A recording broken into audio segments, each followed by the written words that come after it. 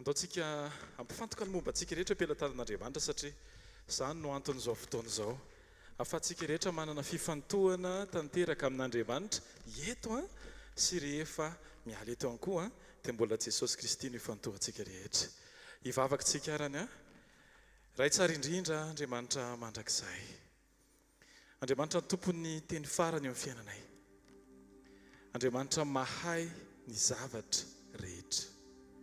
Ianao mihitsy Jesosy no niteny an'izany hoe tsy hain'ny olona izany fa hain'Andriamanitra ny zavatra rehetra. Misaotra anao zany amin'ny tombon'andro hoe mbola omenao anay rehetra.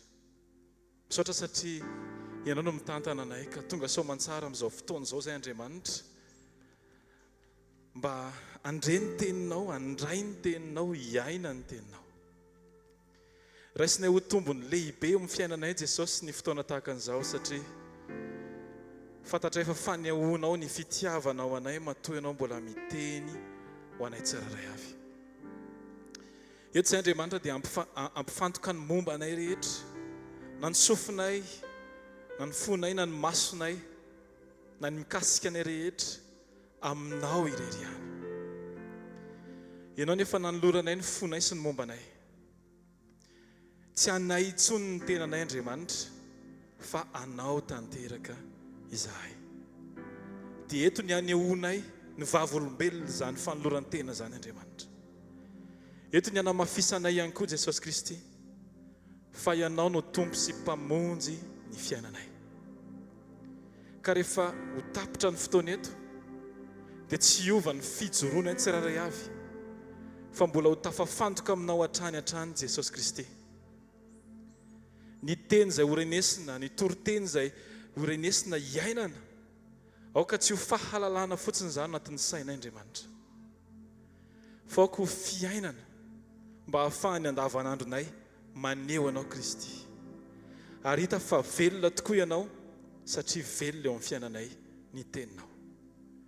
Amin'ny anaranao Jesosy, aoka ny fifantohanay tanteraka sy manontolo tsy voasariky ny zavatra hafa fa ho tafafantoka aminao ilay tompony tompo sy mpanjaka amin'ny mpanjaka, ilay mahery indrindra, ilay mpiady mahery, ilay mpamatsy mpanohana, mpampatsiahy, mitondra fampaherezana, mamindra fo amin'ny tsiraray avy.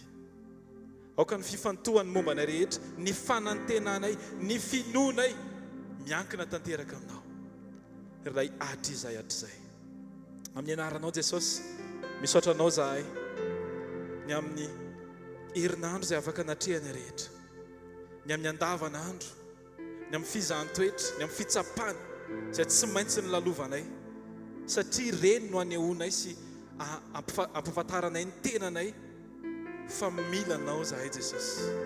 Ary marina loatra ny teninao izay milaza hoe raha misaraka aminao zay dia tsy mahay manao na inona na inona. Ary zay dia hijoro vavolombelona foana amin'izany hoe tsy mahay na inona na inona izahay fa noho i Jesosy ilay tompon'izao rehetra izao dia rehetra izay mbola tafajoro. Misaotra ny amin'ny ankohonana, misaotra ny amin'ny asa ihany koa Jesosy, misaotra ny amin'ny zanaka, misaotra ny amin'ny manodidina, mpiarahamonina, mpiaramanompo, misaotra Jesosy Kristy satria zahay rehetra dia voatahiry tsy noho ny amin'ny fifankafantaranay fa noho ny aminao izay mitahiry any an-tsiraray avy. Misaotra ny amin'ny antsipiriam-piainanay Jesosy, na ny aina tononona na ny tsy aina tononona dia isaoranay ianao zany Jesosy Kristy satria fantatray fa ianao ny ao ambadiky ny zavatra rehetra. Amin'ny anaran'i Jesosy, asarato mivavaka androany amin'izao fotoana izao, asaiko ianao isaotra an'Andriamanitra ny amin'izay rehetra efa nataony hatramin'izay sy ny mbola ataony mandrakizay. Aleluia ho anao Jesosy, misaotra anao Jesosy. Aleluia. Misaotra fa na ny fahiratany masonay, ny fandrenesan'ny sofinay, ny famindran'ny tongotray, ny fandraisan'ny tananay, ny fidoboko ny fonay, ny ranay mbola afaka amin'ny sirikula satria mbola manana antony ao am-ponao tianao tanteraka aminay tsiraray avy. Aoka izay Andriamanitra ahefa ny antsonao anay. Aoka izay Jesosy hifantoka amin'izay niantsonao anay tsiraray avy. Amin'ny anaranao Jesosy, ampianaro izay ho tahaka ny zaza izay rehefa mahita ny reniny tsy mahita koatra ny reniny. Dia tahaka an'izany koa Jesosy ny fahitana ianao Andriamanitra dia aoka tonga anay ho jambany amin'ny zavatra rehetra izay tsy mampandroso anay Andriamanitra, aoka tsy hifantohanay, tsy tempon'ny fonay akory fa ianao no iankinanay mandrakizay. mandrakizay. Tarizao fotoana zao Jesosy amin'ny alalan'ny fanainao masina. Tarizao fotoana zao aneona ny voninahitra tokoa Andriamanitra. Aoka tsy nofo no ezaka ny aneho ny voninahitra satria tsy vitan'ny nofo zany. Foka ny fanainao masina ny aneho ny miafina ao anatin'ny fonao Jehovah ray. Ary voniny zay ho fantsona anehoana ny voninahitra ao. Hitoetra eo amin'ny nintsona ao any tsirairay avy. Araka ny tenao izay milaza hoe izao olona no foroniko ho ahy izao ho anao aloha zay Jesosy. No anambara fiderana anao. Tsy fiderana ny tenany izay natsangana. Tsy fiderana olona fa fiderana anao Kristy. Ilay tompony fonay sady mpanefa ny finoana tsirairay avy. Mandrakizay. Mandrakizay. Amen. Fiadanan'i Kristy eo amintsika tsirairay avy dia mba tonoany kely ny fiadanan'ny tompo ny olona akaikinao ny ankavia ny ankavanana ny ambony ny ambany aleluia aseseo mihitsy toray lavitra mihitsy hoe fiadanan'ny tompo aminao manokana amin'ny anaran'i Jesosy. Salamo fafito amby telopolo andiny voalohany ka hatramin'ny fahadimy no vakitsika. Salamo fafito amby telopolo andiny voalohany ka hatramin'ny fahadimy no vakitsika amin'ny anaran'i Jesosy Kristy manao hoe nataon'i Davida aoka tsy rehetra ny fahatezeranao ny amin'ny mpanao ratsy ary za mialina amin'ny mpanao meloka fa hojinjaina faingana tahaka ny ahitra izy ka lazo tahaka ny ahy maitso. Matokian'i Jehovah ianao ka manaova soa dia honina amin'ny tany ianao ka ho faly amin'ny fahamarinana. Ary miravoravoa amin'ny Jehovah ianao dia omena anao izay irin'ny fonao. Ankino amin'ny Jehovah ny lalanao ary matoki azy fa ataony tanteraka. Amen. Dao sitsika vavaka iray izay manao hoe Jesosy eo ampianaro tena iankina tanteraka aminao. Azara atao vavaka amin'izao fotoana izao. Raha eo tia androany. Tsy ametraka no avoko amin'ny fahaizako sy ny fahalalako Andriamanitra. Fa ampandoalika ny lohalika eo anatrehanao. Ary ambety teniko mandrakariva hoe Jesosy tsisy ninina haiko. Ny zavatra rehetra dia mipelatananao avokoa. Aoka ianao ilay alfano nomboka zava-baovao amin'ny fiainako. Aoka ianao ny omega ny azona ny mandrakizay mikasika. Ary aoka ianao ivon'ny fiainako isan'andro isan'andro satria mila anao Jesosy. Atoky anao amin'ny fotoana rehetra. Atoky anao n'aiza toerana. Noviana fotoana. Anankina ny momba rehetra ampelantananao satria ianao nefa nanolorako ny amiko rehetra. Ary efa anao dia mbola ho anao mandrakizay. Amin'ny anaran'i Jesosy. Amin'ny anaran'i Jesosy. Ianao ny fanombohanao anay Jesosy. Ianao ny alfa sy omega. Miankohaka izahay eto anatrehanao. Manaiky izay ny amin'ny fitondranao. Sao rehetra zao dia ampitoerina ka tsisy ahetsika eo amin'ny fanatrehanao. Satria ianao ilay tompony hery sy ny fahefana. Ny teninao indray mandeha Andriamanitra dia izao tontolo izao hatramin'izay mihevitry ny hanohatra azy dia tsy maintsy manaiky. Satria ianao ilay tompo avo indrindra. Raiso ny toeranao Andriamanitra eo amin'ny fiainanay. Raiso ny toeranao Jesosy eo amin'ny fony tsirairay avy. Tsy zarainay amin'ny zavatra fa tsy zarainay amin'ny olona ny fonay fa atokanay tanteraka ho anao. Ary tsy zarainay aminao koa ny fonay fa atolotra tanteraka aminao Andriamanitra. Tsisy fitiavany tena isongona ny fanomezam-boninahitra anao Andriamanitra. Fa ny amin'ny rehetra dia hitodika makany aminao dia hiaraka hiteny izay hoe ianao Jesosy no alfa sy omega. Ary mandrakizay dia ho anao Andriamanitra. Halleluja. Ianao alfa sy omega. Miankohakizay anatrehanao riray. Tomentsika azy ny voninahitra. Tsika rehetra arikiran' izany. Ianao alfa sy omega. Miankohakizay anatrehanao riray. Atolotray.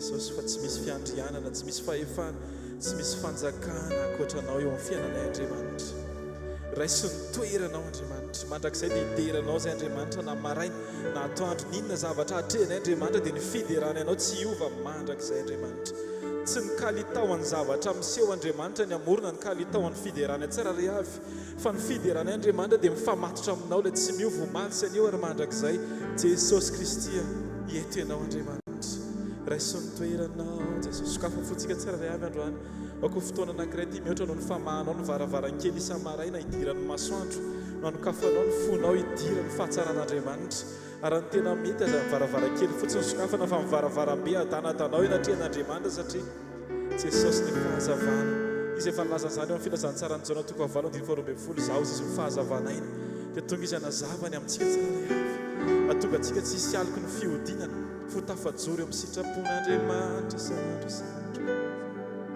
Alleluia, alleluia, eto Jesus,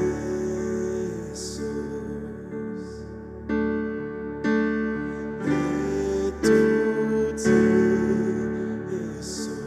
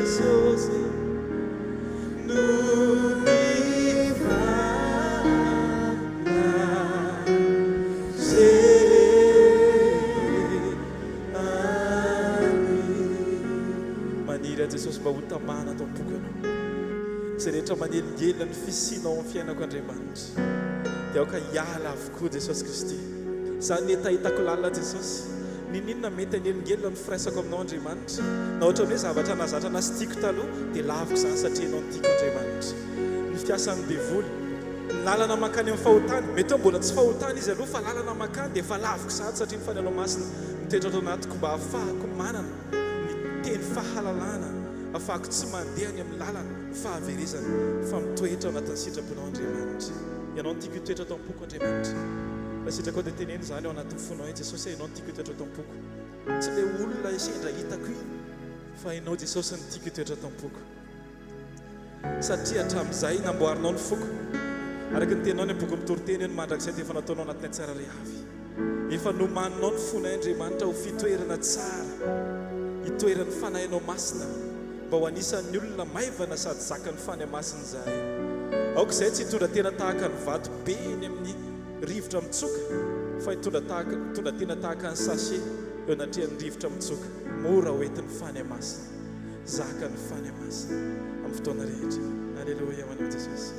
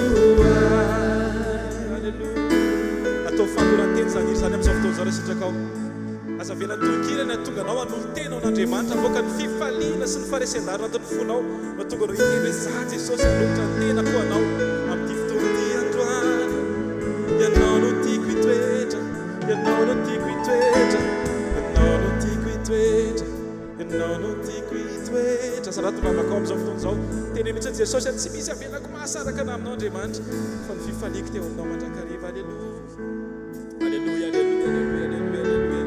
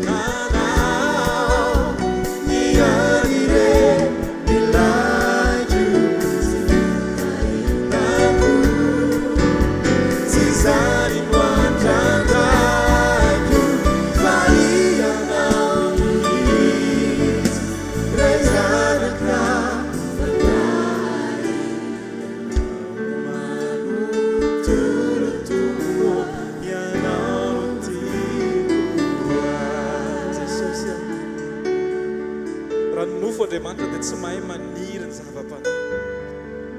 Fa misaotra anao satria ny fanenao masina no mibitsika anatin'ny tsirairay avy ahafahany Andriamanitra mamaly ilay zavatra tena andrasanao amin'ny tsirairay avy. Tsy nisy ny valim-panontaniana Andriamanitra ny tsy maintsy marina. Fa rehefa mifanitsy amin'ny ao am-ponao Andriamanitra ny zavatra avoaka amin'ny vavanay, dia afaka miteny ianao hoe izay mihitsy ilay nandrasako hatramin'izay.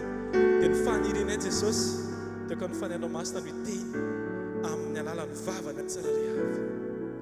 Fantatra fa tsy voatery mora ny zavatra tsy maintsy satria fa ny angatanay dia izao Jesosy tany mafy zahay eo atongotra ao mandrakariva. Mety betsaka ny toerana tia nofinay andehanana, mahafinaritra ny lohalika mandohalika eo ambony kosainy, fa nefa rehefa miteny ianao hoe eto kianja eo amin'ny vato, dia eo izay Andriamanitra miankohaka sy mandohalika. Dia ity fotoana anankiray ity Andriamanitra, tsy henonay ny irivirony nofo, tsy henonay ny antsoantso avy any ivelany, fa ampangilinay daholo amin'ny anaran'i Jesosy. Izay feo rehetra tsy avy any aminao Andriamanitra, dia tononay amin'ny anaran'i Jesosy mitsahatra. Fa ny feo tokana izay mitarika anay dia ny fanainao masina velona atao anatin'ny tsirairay avy. Jesosy eo tsy ny zavatra ataon'ny tananay no anamarinanay fa mandresy eo amin'ny fiainanay Jesosy. Izany efa vokatra, fa ny anehoanay fa mandresy eo amin'ny fiainanay Jesosy, dia izahay zaka ny fanay masina amin'ny anaranao Jesosy.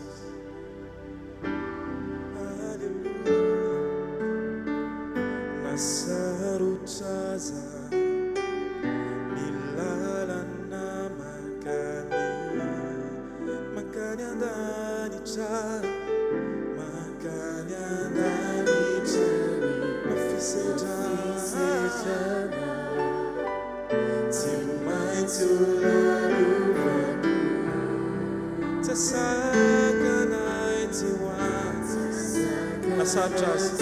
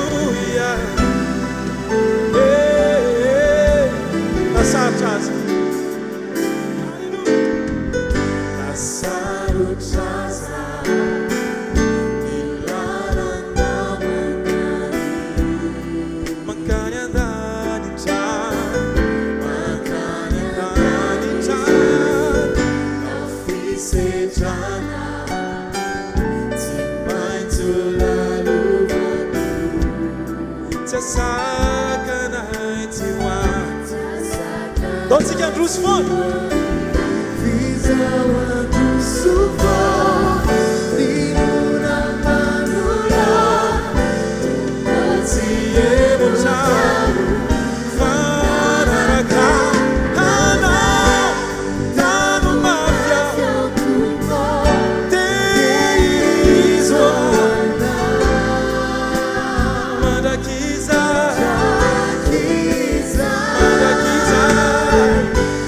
Soon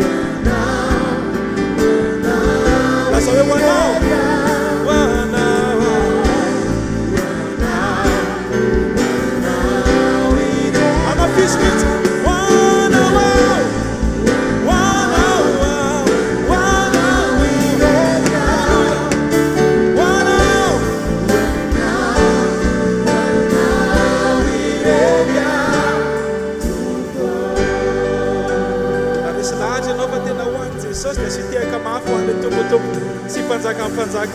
Alleluia.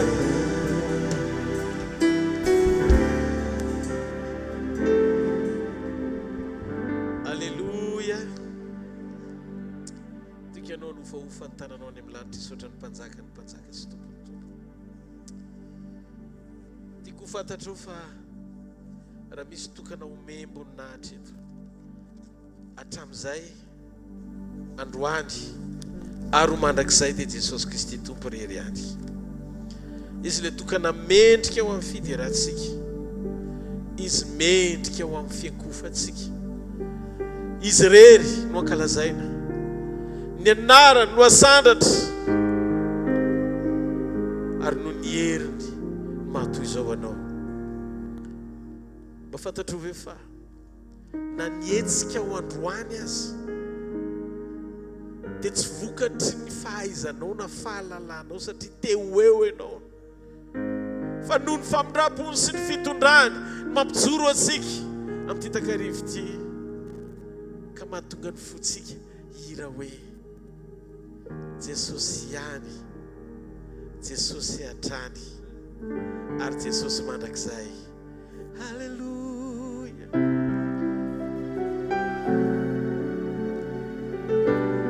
Firy aloha tena resy lahatra hoe tena izy rery, ary izy rery mavita antsika, izy rery no nanao itsika ary ny anarany masandratsika mandrakizay. Halleluja. Jesosy ihany, Jesosy hatrany, tsy ho foana ny fanantenako fa eo ianao. Mahery fitarainako, mampahery imahiatanako, Jesosy fatorany eriko. Jesosy ihany, Jesosy hatrany, tsy ho foana ny fanantenako fa eo ianao.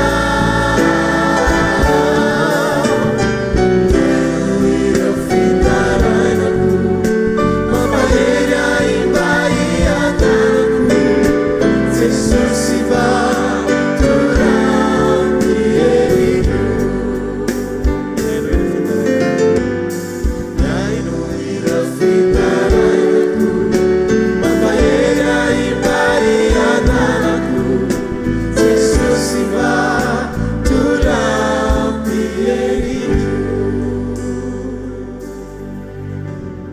Misandrata Jesosy, mitenena Jesosy, dia aoka ny anaranao rery nomena voninahitra mandrakizay. Makasitraka Tompo. Amen. Dao ity tanana mafy be ho an'ny Tompo mangataka antsika azo toerana. Alleluia. Androany tsy ianao prédication na toriteny lava be, afatra mety foy le izy fa afatra fanairana le izy. Misy mantsy ny afatra ohatrany hoe fampianarana ampitodika sy anampy ianao mba ho tanteraka eo amin'ny sitrapon'Andriamanitra. Zany hitantsika any amin'ny sekoly sy any amin'ny communion. Fa androany aty hanaitra anao amin'ity fahamarinana ity. Miomana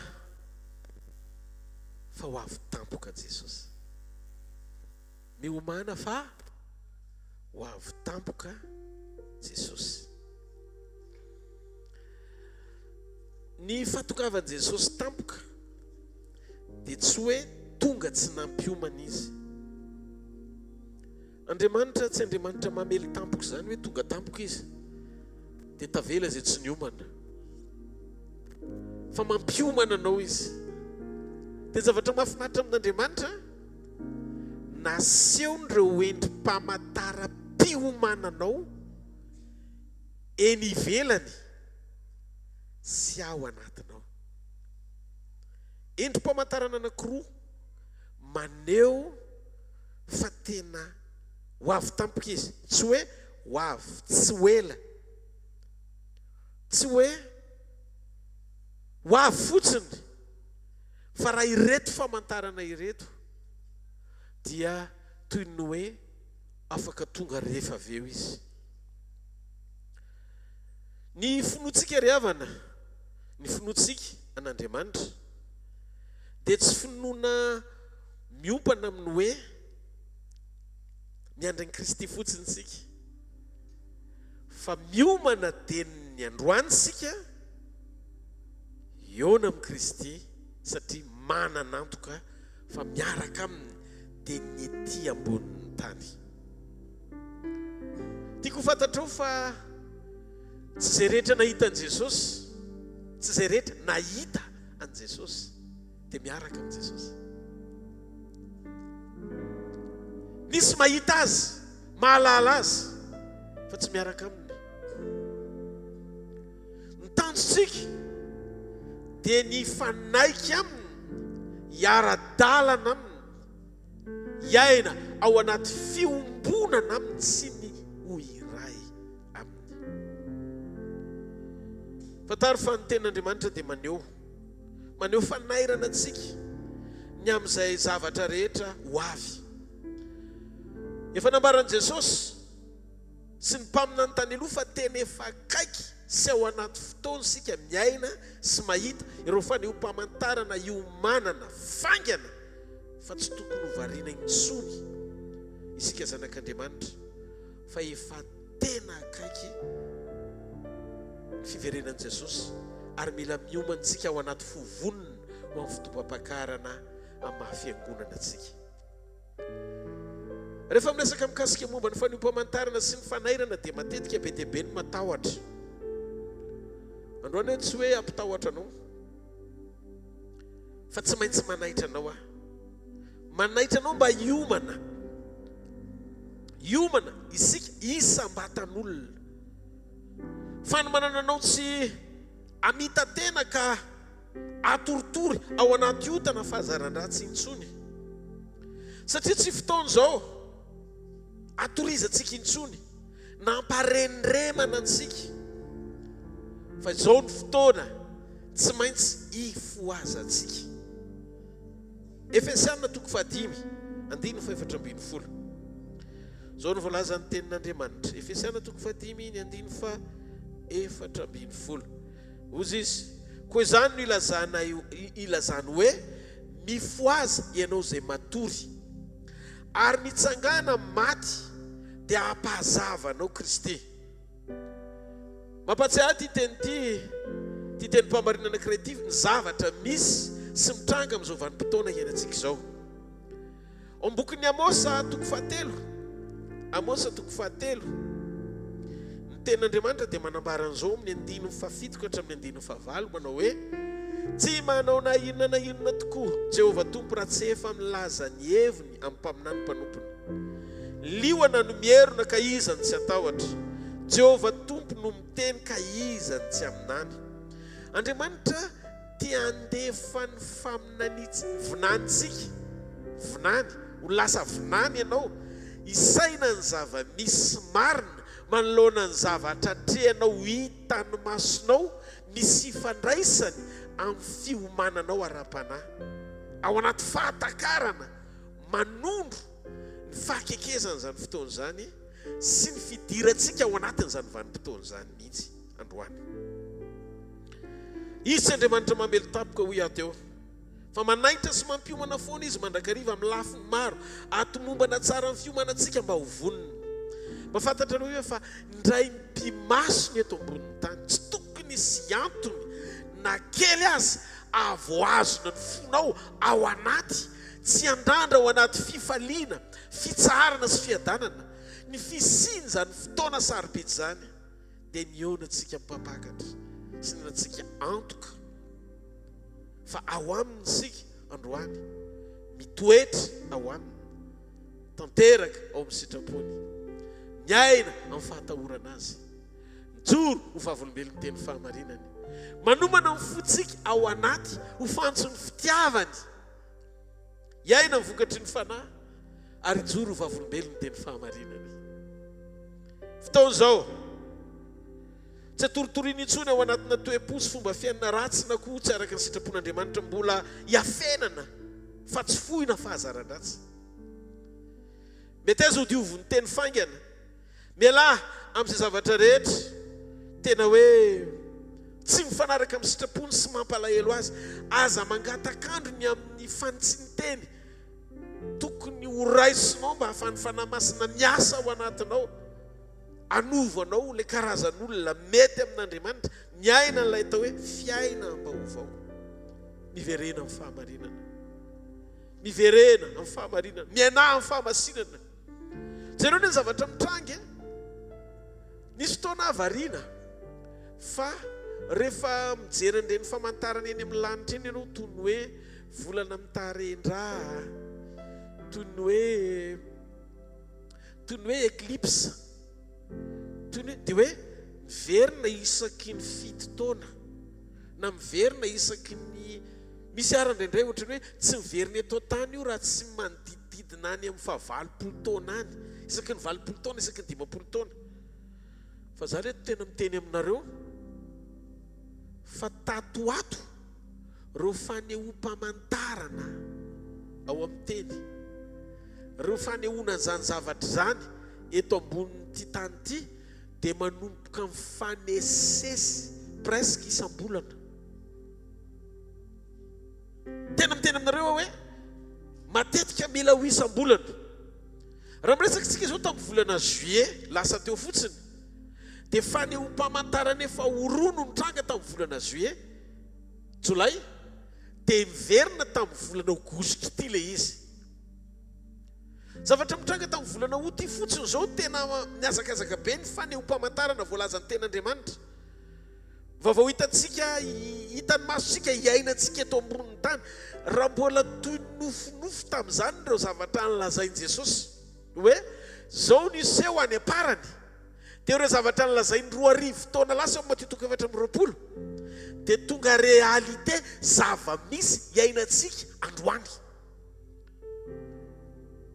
Za manokana dia mandray andreo trango ireo ho fanairana farany ho an'ny olombelona sy ny mpino efa nahalala mba tsy ho variana ho tafatoetra loatra eto an-tany intsony ho fifantohany. Misy ireo karazana mpamantarana eny ivelany, zavatra miseho natao ho hitan'ny maso, ho vaovao reniny sofina, nefa teny mpahamarinana efa nilazain'i Jesosy. Marina fa ny siansa afaka anazava ny zavatra tiany siansa ho azavaina, fa tiako ho fantatrao fa Andriamanitra manana ny fomba filazany koa mampamorona azy ny amin'ny fisehoany ireny endrim-pamantarana eny ivelany ireny.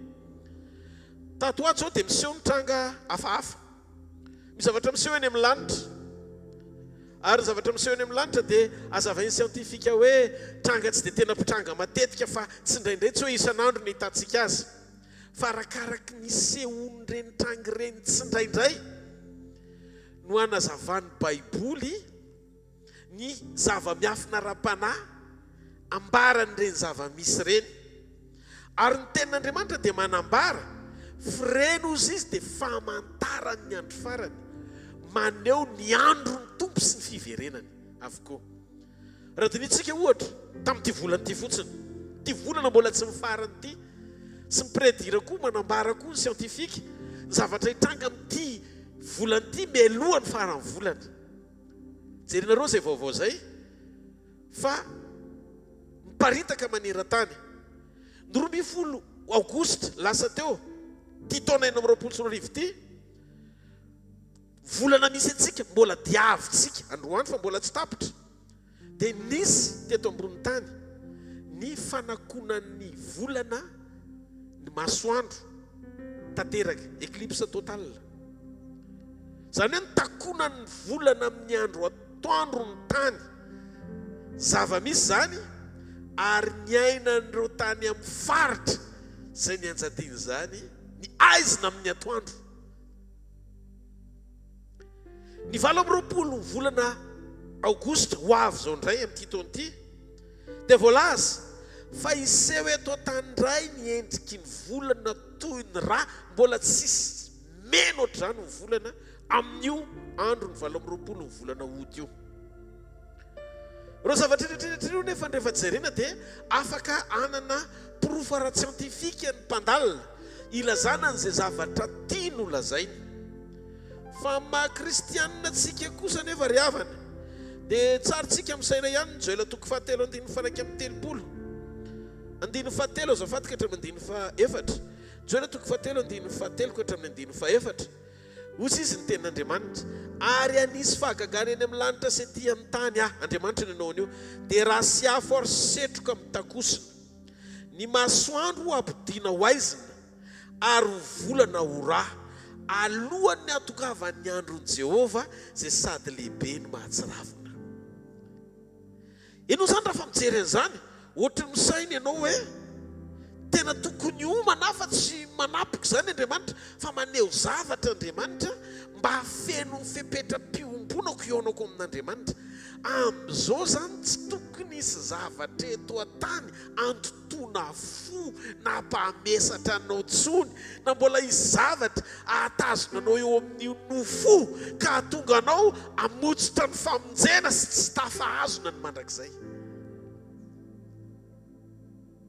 Amin'ity volana ity ireo no hiara iseho ary sasany efa niseho tsy kisendrasendra anie zany. Andriamanitra manahitrita maso mba anairana izay manaiky ho tonga saina fa efa tonga zany vanim-potoana izany ary efa ao anatiny zany vanim-potoana izany ny fiangonana. Raha miresaka isika mahakasika momba ny orohoro-tany izay nilazain'i Jesosy eo amin'ny boky Matthieu 7:20. Ao Matthieu 7:20 Jesosy tena niteny. Taony jerentsika kely ao Matthieu 7:20 hoe ny andininy 9 ka hatramin'ny andininy 7. Ary andre ady sy filazana ady ianareo ko mitandrema aza matahotra fa tsy maintsy tonga zany nefa tsy mbola tonga ny farany. Fa isy firenena hitsangana mely firenena ary isy fanjakana hitsangana mely fanjakana ary isy mosary sy orohoro-tany amin'ny tany samihafa. Tamin'ity volanyity zao tamin'ny 10 Aogositra teo dia raha mijerytsika any amin'ny internet ihany dia nisy orohoro-tany mahatsiravina tany Colombie magnitude na 7,3 zany hoe mafy be le izy nandrava zavatra be dia be. Hitanao reny le building reny ohatry ny trano napetraky ny tanany zany ao anatrany le orohoro-tany fa midaraboka ohatry ny tsisy dikany. Ary hitantsika ihany koa taloha kely io tamin'io volana Aogositra tamin'ny 17 juillet ny vaovao dia milaza fa tamin'io volana Jolay fa 17 ny volana Jolay io dia nisy orohoro-tany iray tany Meksika. Zany hoe reo zavatra mitrangy ireo zany dia mari-panehoana hita maso fa ohatry ny tady olona mody le magnitude na 7,3% ary mitovy amin'iny atsoko mitovy amin'iny. Dia hainao ity zavatra zaraiky ity tsisy nanam-ponitrangany ireo ny olona ratsy zany efa niomana meloa ny ala teo. Ohatry ny te hanaitry Jesosy hoe isy fiheviana tampoka fa ianao no mila miomana meloa amin'izay zavatra ho avy tampoka eto ambonin'ny tany. Raha dinihana ry havana dia be dia be sika ny variana. Variantsika raha mbola manana tanjaka sy hery tsy mba misaina ny mandrakizay tsika sy ny fiainam-panahintsika. Fa ohatry ny mametraka izany tsika hoe eto an-tany ihany ny fiainana raha mbola matanjaka ianao te hiady ho an'ny tenanao. Zavatra mahavariana amin'ny olombelona mahagaga fa rehefa ny intereny voakitika dia manao réaction izy. Fa raha ny mandrakizay sy ny fanomanana ny mandrakizay dia tsy manana réaction hijoroana ao anatin'izany ny olona. Mafantatrao ve fa misy fotoana tiany devoly amafisina ny fonao ary ny devoly fahavalonao dia manao izay fomba tsy hatomombana sy hahatanteraka ny fifandraisanao am-po amin'Andriamanitra. Za ry havana teteny misy fotoana tena variana ianao mijery sy misaina hoe inona ary ty afo tsy fatapeviana tonga dia mirehitra fotsiny ity.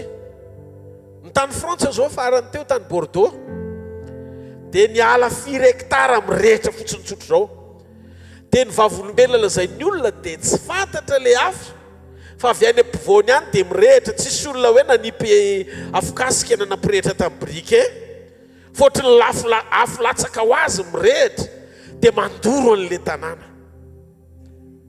Misy zavatra zany tian'Andriamanitra ho aseho, tian'Andriamanitra hanairana ao anatin'ny fonjanak'olombelona. Raha mijery ianao hoe inona no antom-pisianao eto ambonin'ny tany, inona ny tena hoe fotorenanao amin'ny fiarahanao amin'Andriamanitra sy ny fanompoanao azy. Za tena milaza aminareo fa mora ny mitoro ny tenim-pahamarinana, fa sarotra ny miaina ny teny toriana raha tsy manaiky ianao han'olo tena ao anaty etaeta ny hotarihy ny fanamasina sy anaiky le fanambarana izay omeny.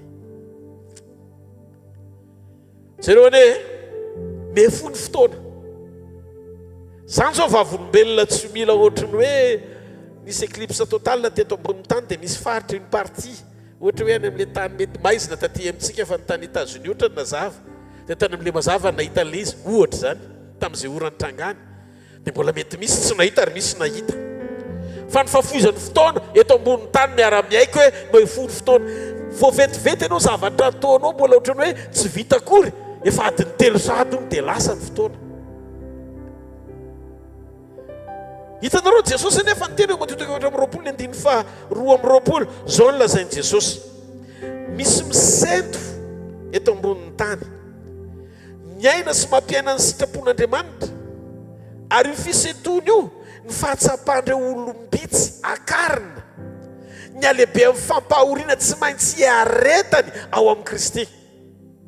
Za tena mitsotra anareo fa nisan'ny olona me ratsy fanahy amin'izao dia be lavitra ny olona tsara fanahy.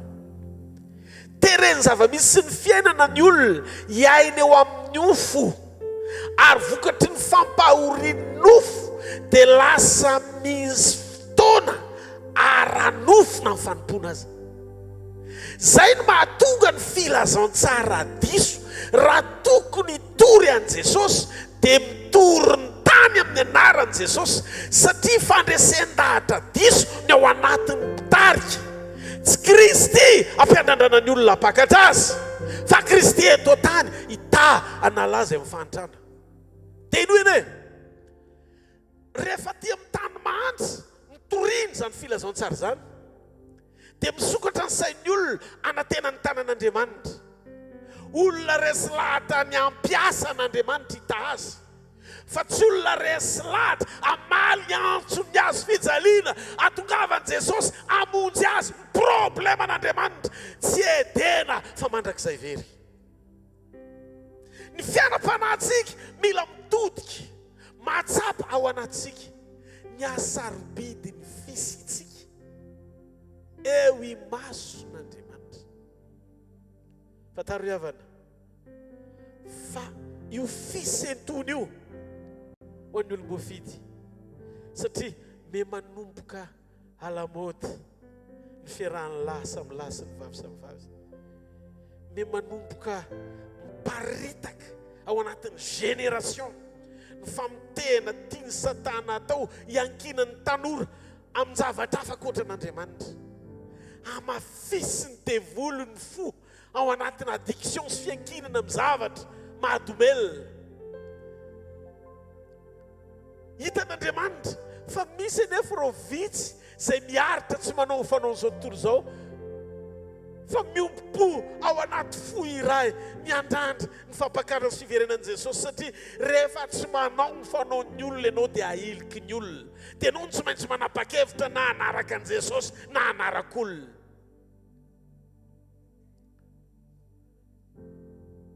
Dia fantatrareo, rehefa tena lanina sy fomba fiainana eto tany terenao fahamarinana ny fahavetavetana sy tsy fahamarinana, dia za milaza aminao hanomboka anapahatsapany ianao hoe mijaly, satria tsisy manana fomba fiainana mitovy amin'ny fiainanao tsony izay jerenao manodidina rehetra. Lazain'ny olona ho adaly ianao, misy fahavoazana fa tsy maharaka, tsy manao izay fanaon'ny olona. Voizy ny Satana ho mety ny zavatra tsy mety animbany olona. Dia fataro ty fahamarinana ty. Reo vitsy reo mitaraina natonga an'i Jesosy manafohy ny fotoana, afoeziny fotoana. Hvkl-mission.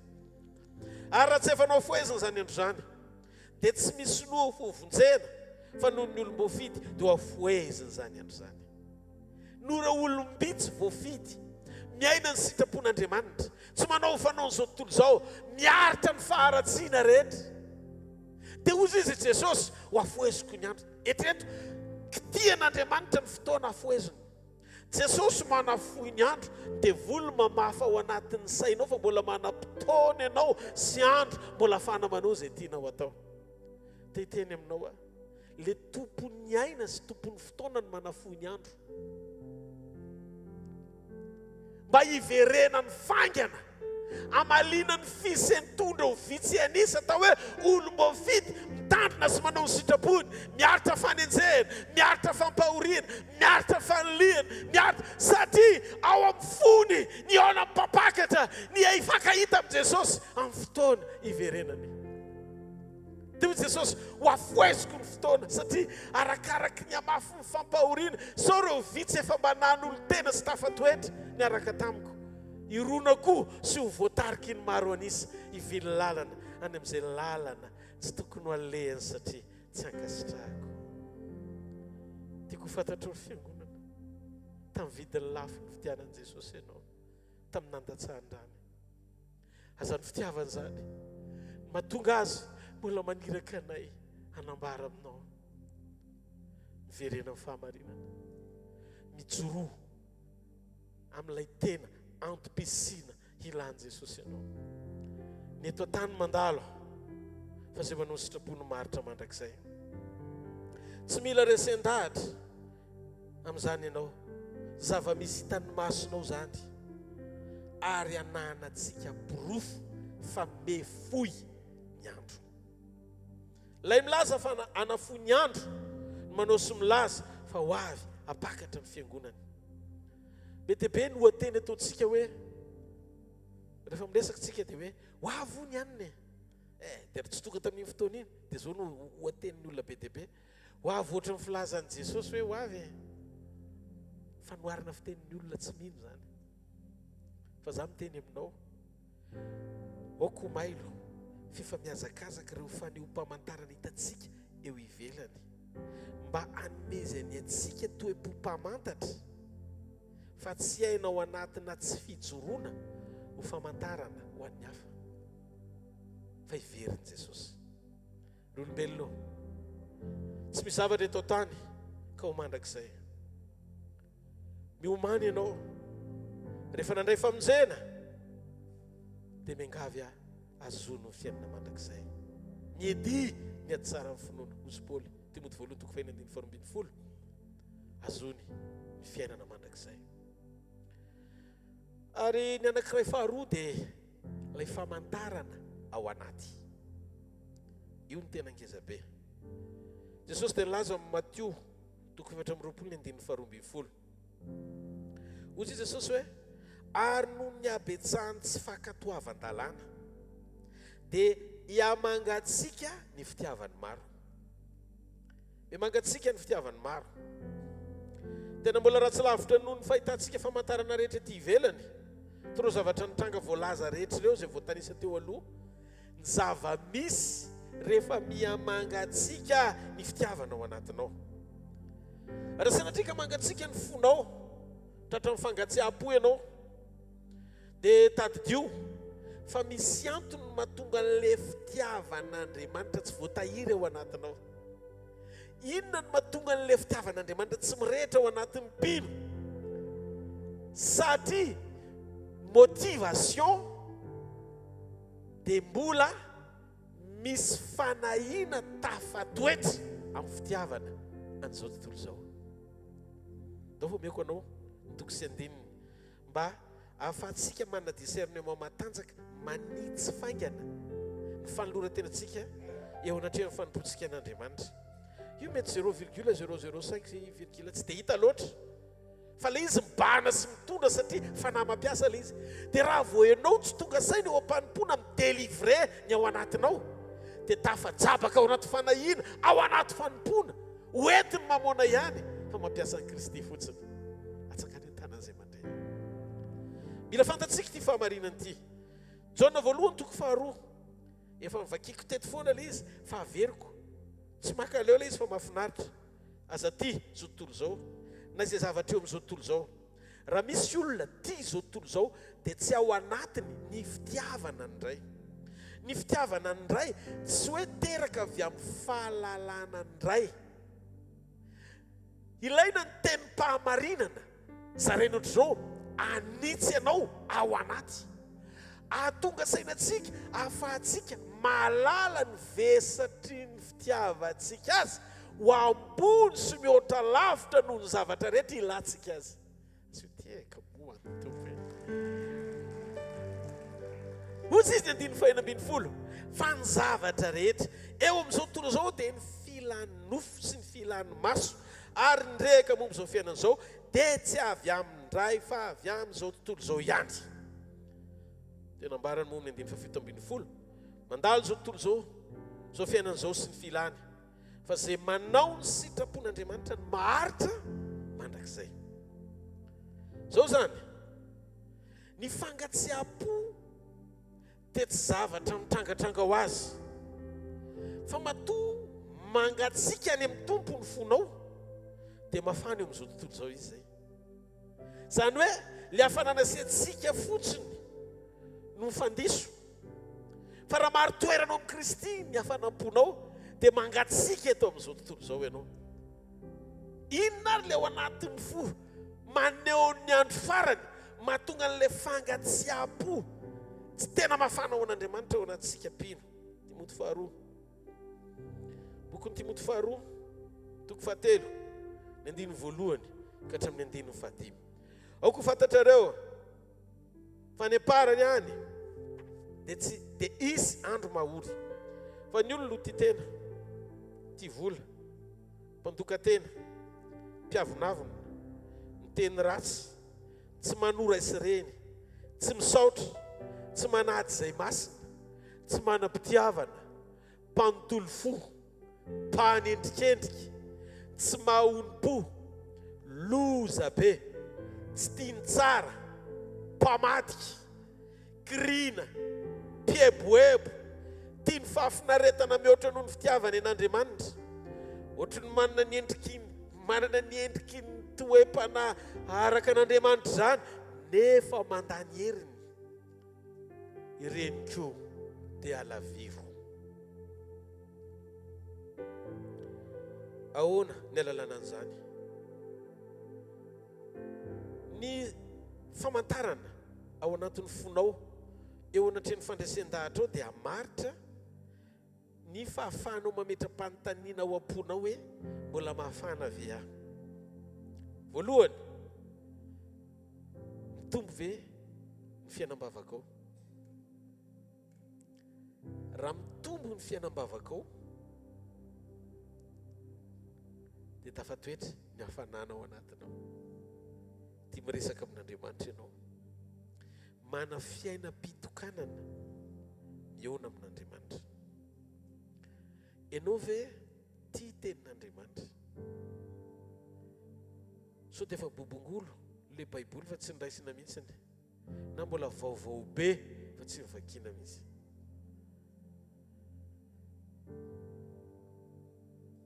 mbola ao ve renao ny hafanany fanamasina bitsika ao anatinao manaitra sy manoro anao ny zavatra tokony atao manoloana ny fanoherana rehetra atrehanao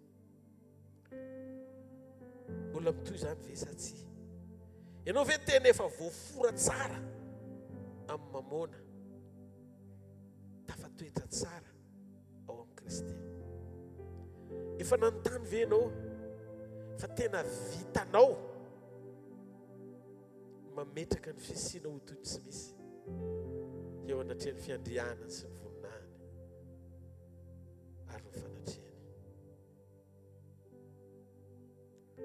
mbola mafana fosy mangetaeta teny avy amin'i Jesosy ve ianao sa le mangetaeta teny mpaminaniana ahasoa ny fiainanao fotsiny eto an-tany izay tsy voatery avy amin'i Jesosy fa mientana noho ny filanao an'i Jesosy tsy mitovy zany mba hipiry misokatra amin'ny baiboly arenao ompony etaeta iompona amin'Andriamanitra eo mpamakina azy. Ny fitaovana mahafaty ampiasain'ny devoly amin'izao andro faran'izao dia tsy ilay korotana sy horohorontany hitany masontsika ireny, fa ianao matory ao anaty fangatsiaha-po vitany mission devoly. Rehefa izay ny zavatra mitranga, miaino anaty fahotana ianao dia ezanao elana ilay fantsiana tian'Andriamanitra hitondrananao. Mahafantatrareo ny atao hoe dinga amin'ny fahalehibiazana eo amin'ny fiainana. Ao amin'ny ara-panahy mila mamantatra isika, fa izay ny tenenin Jesosy amin'ny Petera, hozy izy tamin'ny Petera, fa mbola tanora ianao dia nandeha tany amin'izay tianao. Fa rehefa antom-panahy amin'izay ianao dia olo-kafa ny anikinanao any amin'izay tsy tianao mitondrany ianao.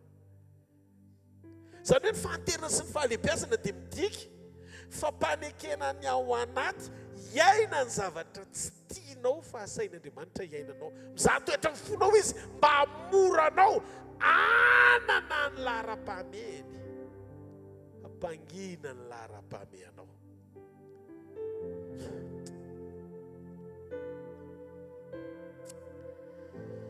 Zavatra anankiray farany dia hivavaka isika. Tadidio fa ho avy ny trompetra farany izay nakatona ny bokon'ny fiainana.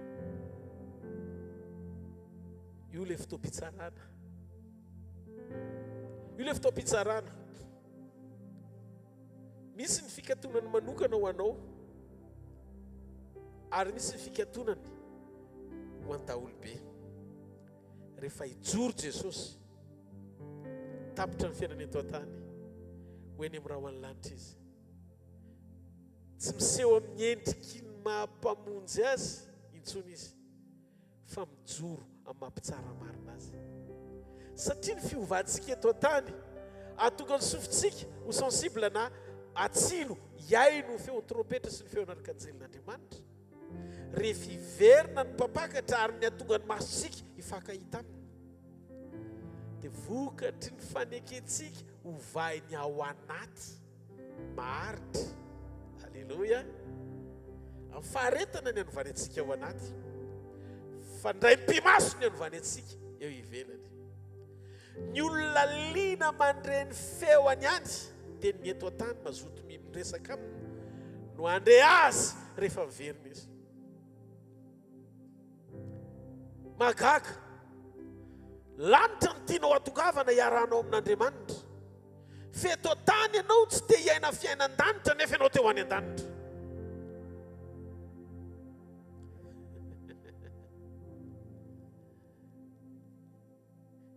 Any an-danitra fiderana sy fiankovana ny misy any. Satria tsisy marary hosotanina sy jamba-pahiratina any na olana ovahana. Fa ny matimatesanao hitadiavanao n'Andriamanitra eto ambony tany, ny amahana ny olonanao izay matery ianao. Izany hoe misy ampanombahana tsy mahavotsitra anao ara-nofo mahatonga n'Andriamanitra tsy tena afaka mitondra anao zato isan-jato eo ambany fitariany. Raha fiankofana ny any, maninona raha manitsy fiankofana dia ny eto ambony tany mba hatonga anao tsy ho vahiny rehefa tonga any. Izay no mahatonga ny fifankazarana mitsoto mitondra fiadanana. Dia ny androany any an-danitra tsy misy olona tafiditra any izay tsy masina. Izay tia-ota sy vetaveta tsy tafiditra any. Manomboka androany manitsy fiainana mba hifankazatra mitsoto dia ny eto an-tany dia hiadana ianao. Alleluia! Le izy tsy hoe ezaka ao fa tokony ho tonga etaetanao ao anaty fiombonana amin'i Jesosy. Ny atonganao karazan'olona ohatrany. Izay ny mahatonga antsika rehefa hovainy anaka azy eto an-tany. Misy procédure lavalava. Misy dingana lavalava. Le fanovananao rehefa iseho any amin'ny raha ho any lanitra izy dia hitafony tsy fahalovana tahaka azy, tsy surprise. Fa omaniny dia ny eto ambony tany. Tamin'ny namonjeny ianao, iainanao ilay fiaina Baovao. Atsakany ny tanan'izay mandeha. Ahoana ilay fiovana ao anaty. Miaiga avy amin'ny fonao resy lahatra mangetaentana isan'Andriamanitra. Jereo ny Paoly taorian'ny niona Jesosy tamin'ny Paoly. Vao niona tamin'ny Jesosy Paoly teo ny vavadiny Damaskosy. Dia zany nanantena hoe vita ny zavatra hita tonga dia Paoly tonga dia tsy zany tsy Saoly tsony fa ilay Paoly tonga dia à 100% marina fa tao anatin'ny niona Jesosy taminy dia nety ny fanahy niditra tao amin'ny Paoly ny fahafenoan'ny fruit de l'esprit na vokatry ny fanahy. Fa ny fanantenana dia tsy mahamenatra. Fa ny fanan'Andriamanitra mitondra zany tao anatsika. Ny fitiavany tao anatsika rehefa nandray ny fanahintsika. Tsy fampiasany antsika aloha voalohany. Fa ny fruit vokatra tsy don no nomeny voalohany fa fruit tsy fanomezam-pahasoavana fa vokatry ny fanahy. Tonga ao manana ianao. Fa rehefa manana ianao satria ao ilay fahafenony dia zao mila mangetaety ianao ny ainan'ilay izy manome alalana ny fanamasina. Tsangany tana izay mandeha. Manome alalana ny fanamasina. Hiasa ao anatinao hanovanao.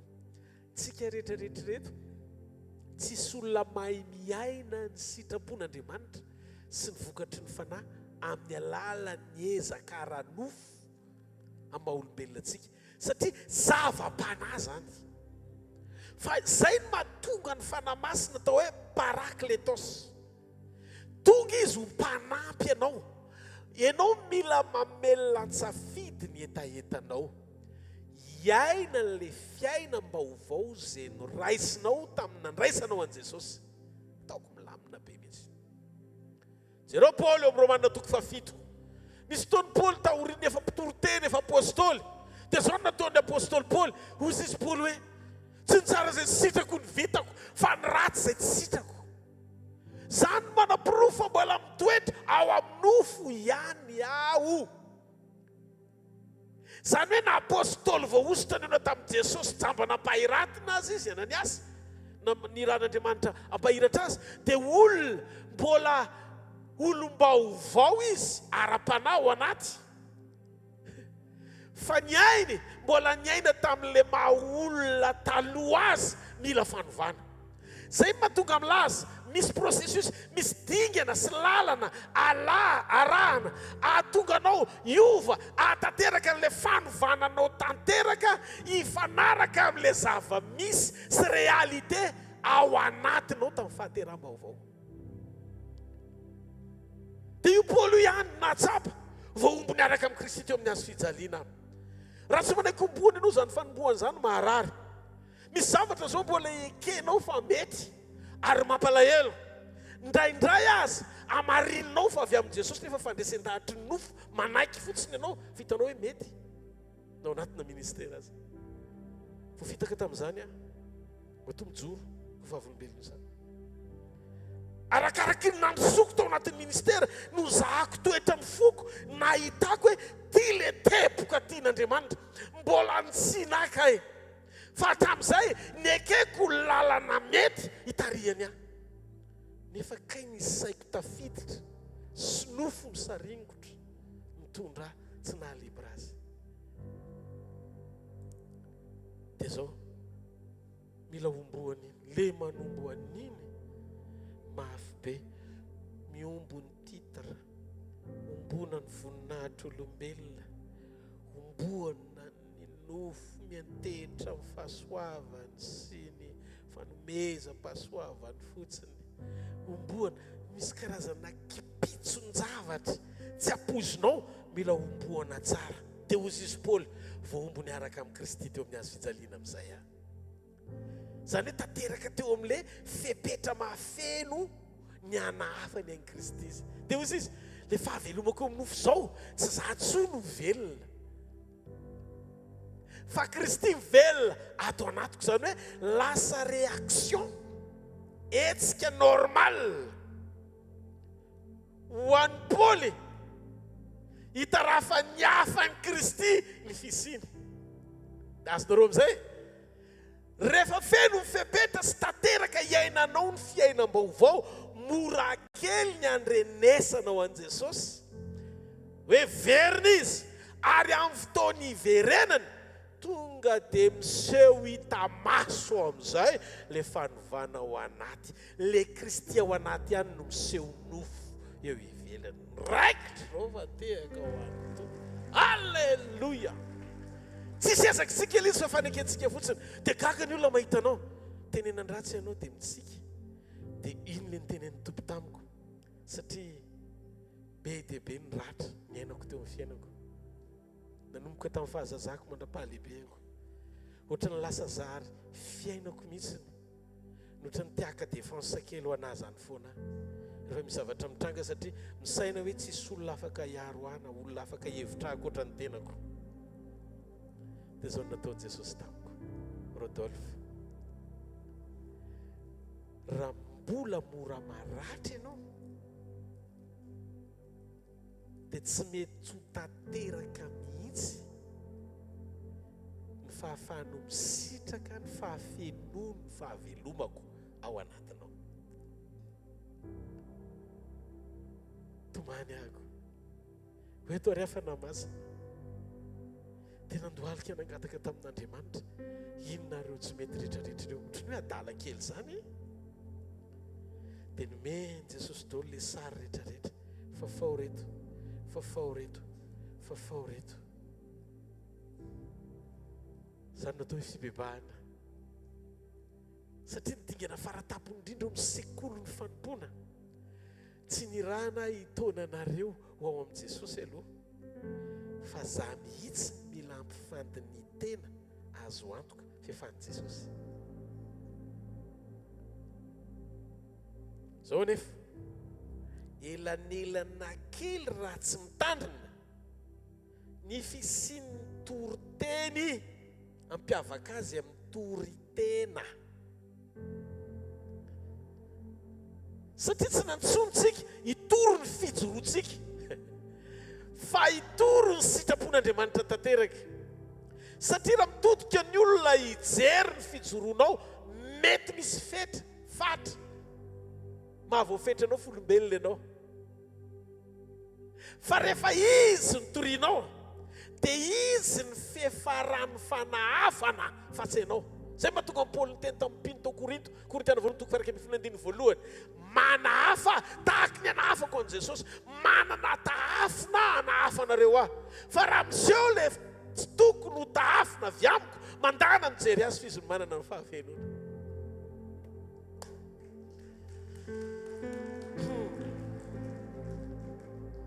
ho avy io fotoana io ilay fotoana anankiray izay jorony oby tsara mingavy ianao raha isan'ny velona ianao dia mbola misy antenaina ny aminao mpitolo teny toko fa 7:4 raha isan'ny mbola velona eto tany ianao dia tsarovy fa mbola misokatra ho anao ny boky ny fiainana afaka ho voasoratra tsy ho voafafa ho mandrakizay ny anaranao manekeny hovatantara azy eritreretina hoe le olona eny an-dalam-piovana anahaka an'i Jesosy iny miandalana dia olona efa tanteraka sy mety amin'Andriamanitra zato isan-jato mety misy fotoana iny olona iny solafaka fa mitsangana izy dia mandroso ihany mety misy toetra iny olona iny mbola tsy tanteraka fa tsy ny fahatanterahana ny tsy fahatanterahana ny atonga azy ho afoin'Andriamanitra fa rehefa manaiky ianao hiditra eo amin'ilay lalana ety dia manana an'izao fomba fisainana izao tompo tsy maninona fa tsy nety ny zavatra nataoko iny fa hitsangana any itsy aniny ary tsy ianao aniny intsony amandrakizay tsy olona mampandefitra n'Andriamanitra fa misitraka ny famindrapon'Andriamanitra eny an-dalam-pandrosoana zay mahatonga antsika tsy miaina ao anaty fanamelohan-tena fa mandroso ao anaty fahatsapahan-tena fa tokony hijoro ao amin'ny sitrapon'Andriamanitra manekeny hova tantara mifandraiky amin'ny takin'ilay tena fiainana olombavao amin'ny Kristy verena dia mibebaha amin'i Jesosy mbola mety fa tsy tara mbola mety fa tsy tara Apokalipsy toko 20:5-10 zao ny voalaza ny teny ao Ary raha nisy tsy hita voasoratra tao anatin'ny bokyny fiainana dia natsipy-tany amin'ny fary afo izy. Tsaroa fa ny mahatahotra indrindra dia tsy hoe io fa misy eklipsa ho avy Jesosy. Tsy tahotra ny fiverenan'i Jesosy. Aza velo tahotra hoe ho avy Jesosy dia nahoana azy zany. Iny nyororo-tany esy nyororo-tany aloha. Fa ty fotoana anankiray ty omanina teniny androany. Ho avy ny fotoana eona amin'i Jesosy rery zasy ianao. Tsy eo dada, tsy eo neny, tsy eo nizaniza. Ianao sy Jesosy rery. Tena mampalahelo sy mampahory indrindra. Sanatria tsy hitrangy zany mandrakizay. Raha iny ianao tsy ho tafiditra ao amin'ny fanjakan'ny lanitra akory satria neglige sy nanamaivana loatra no mandrakizay ianao teto an-tany. Raha mizary zany tsy ho mampatahotra anao fa te hanaitra anao fotsiny hoe zava-misy zany ary tsy maintsy ho avy zany. Navony mpianatra Jesosy efa niteny meloa ho avy ny zanak'olona. Petera zao mihitsy nandre tenenina ny vokona ny zanak'olona tsy maintsy amin'ny azo fijaliana omboana dia ho faty dia hitsangana amin'ny andro fahatelo. Efa nitenen'i Jesosy meloa daholo izy fa tsy tonga saina mihitsy ry Petera hoe hitsangana amin'ny andro fahatelo izy nefa rehefa avy eo teny laviny indray. Misy zavatra zany tsy tafiditra mihitsy eo amin'ny mémoire sy ny disque dur antsika raha tsy averimberina. Tsy sakana ao amin'ny fitsanganan'i Jesosy ny tsy finoan'ny mpianatra fa hitsangana izy. Satria misy zavatra tenenin'Andriamanitra tsy andrasan'ny finoanao fa programa m'Andriamanitra souverain azy. Ka izy misy zavatra tena natao hitarafana fotsiny iomanana. Fa ianao natao hiambina araka ny teniny. Zay niverenantsika eo amin'ny tenin'i Kristy. Satria ny tenin'i Kristy izay mitoetra ato anatintsika no entiny fanahy mamelona ny fifantohantsika ao anaty fitandremana sy fandrosoana ary fiambenana amin'ny sekoly iarahantsika amin'Andriamanitra. Raha mizary zany aminao dia teteny ho avy tampoka Jesosy. Mihoatra lavitra noho izay azontsika isaintsainantsika an'izany ny fotoana tsy maintsy hivereny ny pakatra antsika satria tsy hifarana sy ho ravy ty zao tontolo zao ty ary tsy ho avy ny fahoriana lehibe eto ambonin'ny tany raha mbola eto ny zanak'Andriamanitra. Zanak'Andriamanitra andao ataontsika izay hiverenan'i Jesosy aingana. Andao hiombo-po anaiko tarian'ny fanahy sy aina anefa ny tombam-bidi-pijoroana takian'Andriamanitra ao anaty safidy anaiky androso andanofo sy andanitena. Marina mety misy mbola tsy vita fa tsy olan'izany fa tsy ataontsika sakana tonga ny fotsika tsy sokatra androso bebe kokoa amin'izay lalam-pataterahana tiatsika ahitany antsika sy anompotsika azy. Asandratany amin'ny lanitra ny taminao raha hitanao hoe anisany ianao mba te ho isan'izany. Mitsangany eo amin'ny toerana misy ianao.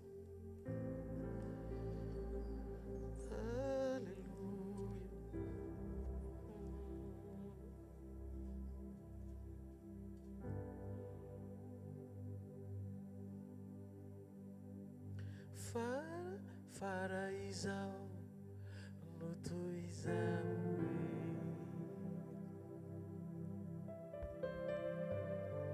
tsy tsisy aviany fa avy aminao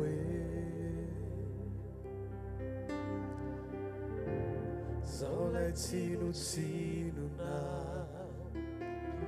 tao andavaky ny liona fanatsanganao o zanakao.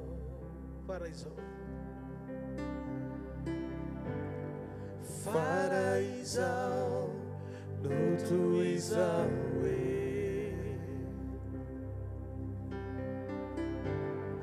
tsisy aviany fa avy aminao zao lay tsinotsinona tao andavaky ny liona fanatsanganao o zanaka. anaran'i jesosy mahazo toerana vetivety resantsika ny filazana dia olona an'izay za misy miala fa hivavakisika faly miara-batsika tsiraray avy amin'ny anaran'i Jesosy. Teneninao akaikinao hoe tena tianao Jesosy hoe rainao ve tia azy aokitsika hitombo amin'ny fitiavana n'Andriamanitra ary iroso tanteraka izay sitrapony. Fotoana rapitso any amin'ny bypass firaisana latabatra miaraka amin'ny tompo inanatsika ampahibe maso sy ampahatsapana ivelany ny amin'ny fiombonana sy ny amin'ny firaisana amin'Andriamanitra amin'ny alalan'i Jesosy Kristy Tompo. Dia ny lahady misy ny fotoam-bavaka isaky ny toerana mahazo manatona ny mpanompon'Andriamanitra tsirairay avy ianao ny amin'izay mety akaiky sy mampety anao raha mbola tsy manana fiangonana ianao zany ny amin'ny alahady dia ny amin'ny herinandro ho avy misy ny sekoly isa-maraina ao amin'ny Super U Analakely ao ambony rihana ary mbola afahantsika mikolokolo an'izany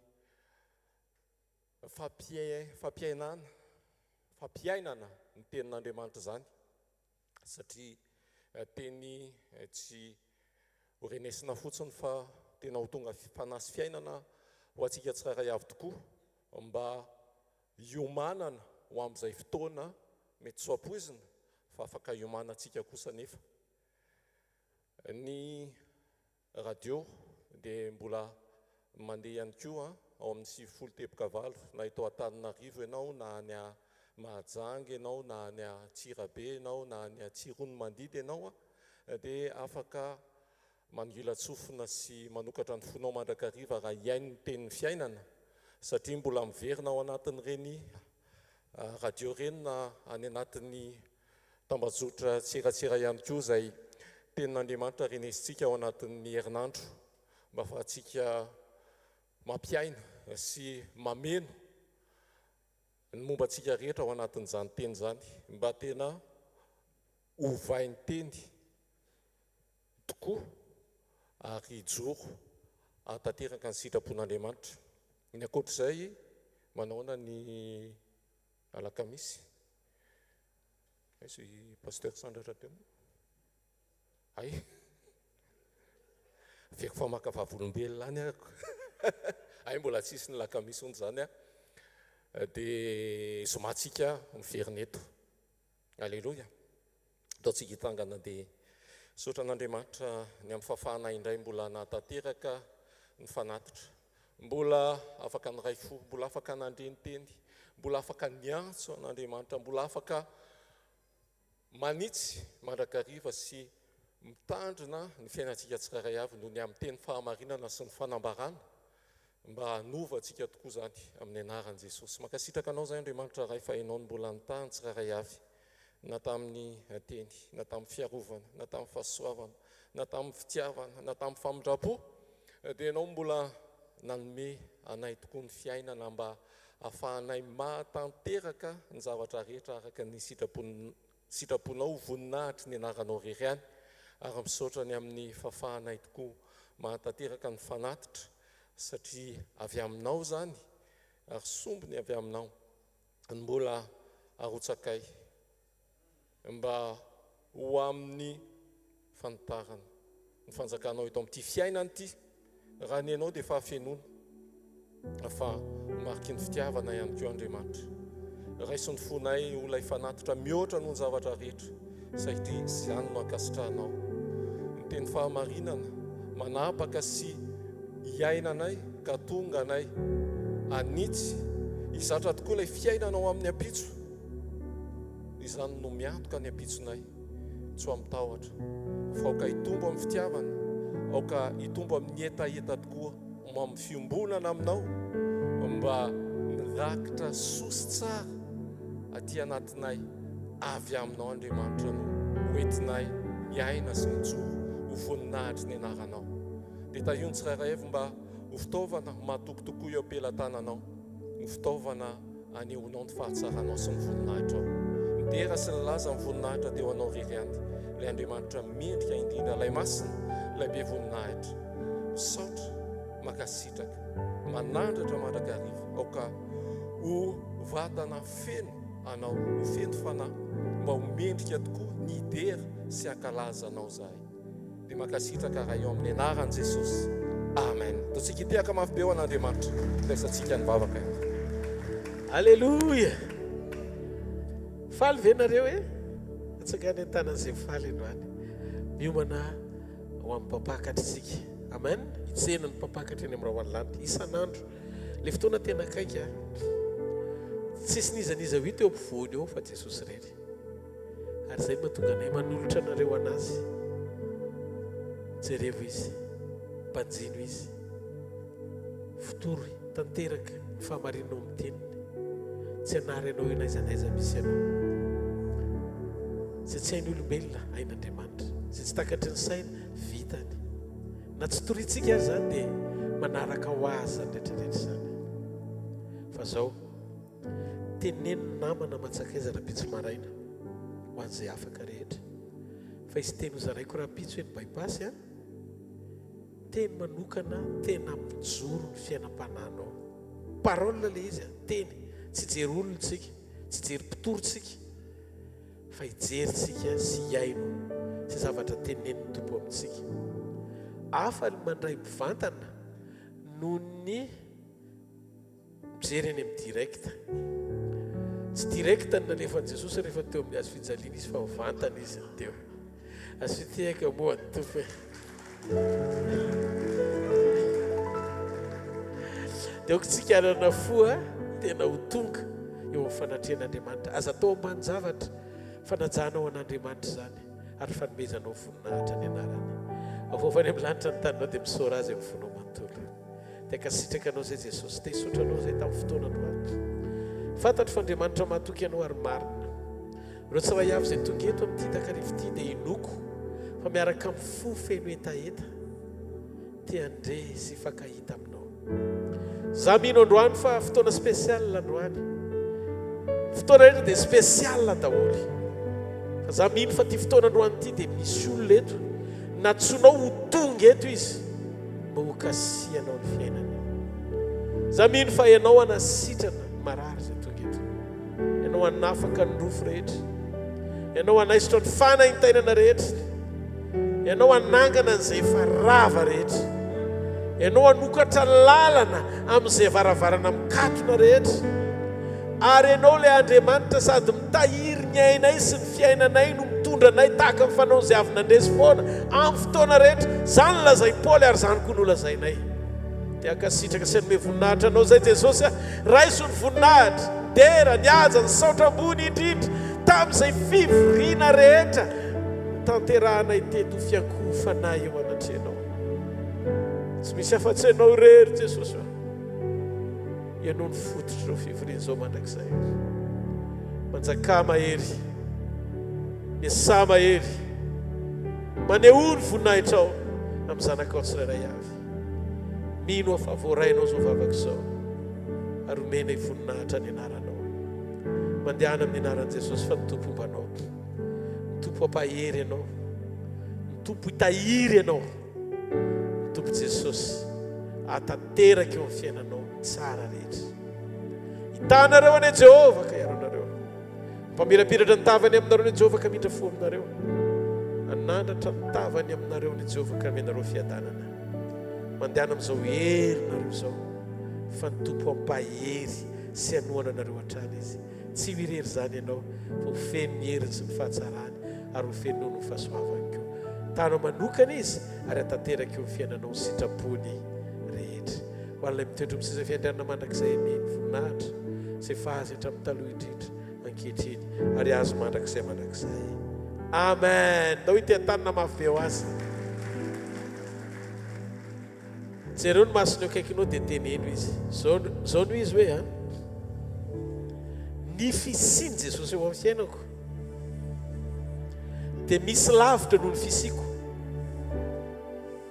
Ho anao hoe isan'andro meo lanja ny fanatrehany na any amin'ny birao hoe na ao an-trano a na any amin'ny toeram-piasana naiza miaraka amin'i Jesosy. Zareo fahasoavana fa fahasoavan'Andriamanitra ao maty izao, fahasoavan'Andriamanitra ao maty izao anareo. Amen. Haleluya.